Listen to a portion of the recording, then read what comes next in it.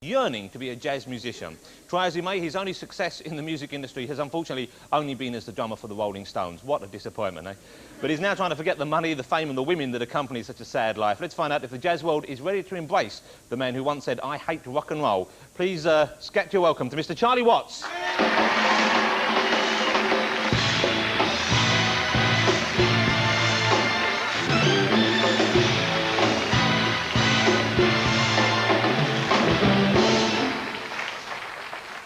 Well, they sort of tucked your mic away there. I know that's No, I moved it, actually. Smart suitor.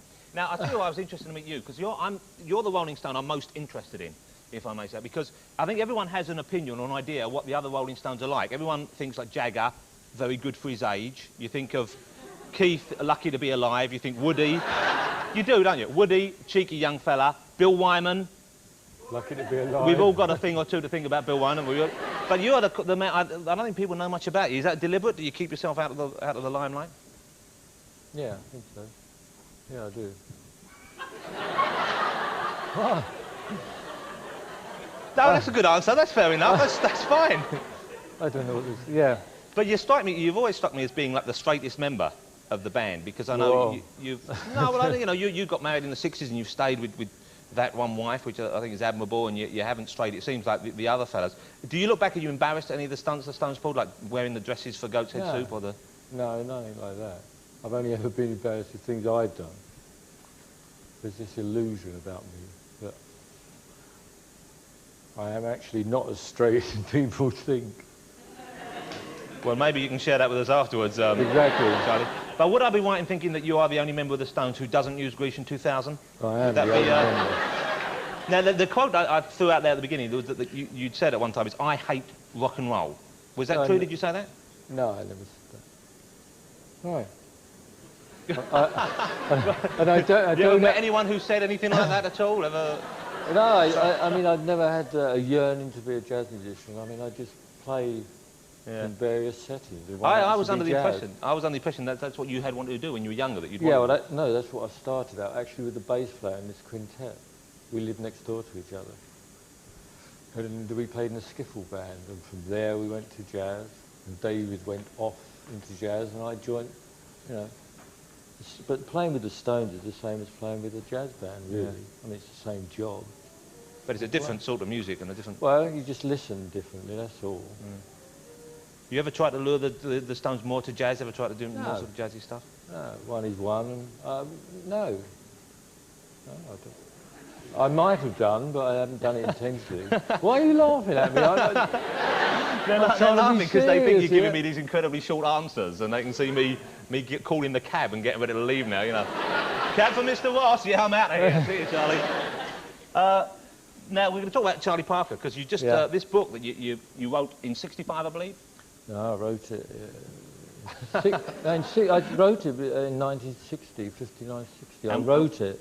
It was published in 64. So it came out around, sort of vaguely in the 60s, we're talking then. Oh, yeah. I'm in the right decade here. Why the interest in Charlie Parker? I mean, I know you're a jazz fan, but why Charlie Parker in particular?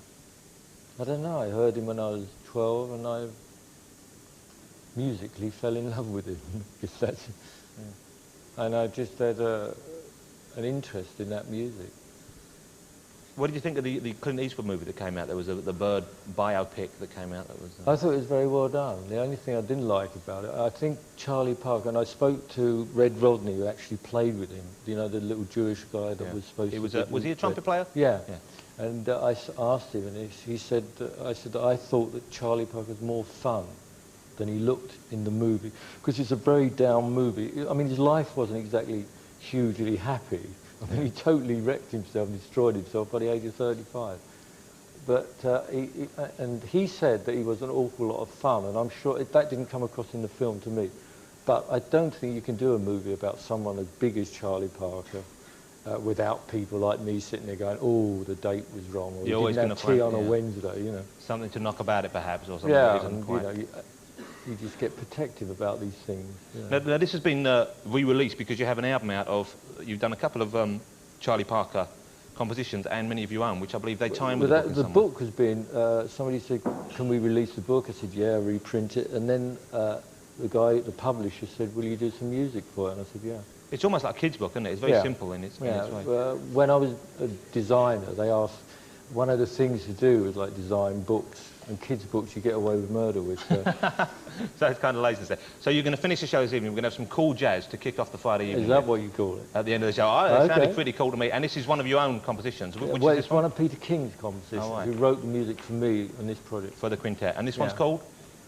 Practicing, just great. Well, you've been fun to have on the show. It's been a pleasure meeting you. I'm sorry. You be funny. I'd like to meet you. We've got the quintet waiting back there. Okay. Charlie Watts, ladies and gentlemen. Thank you.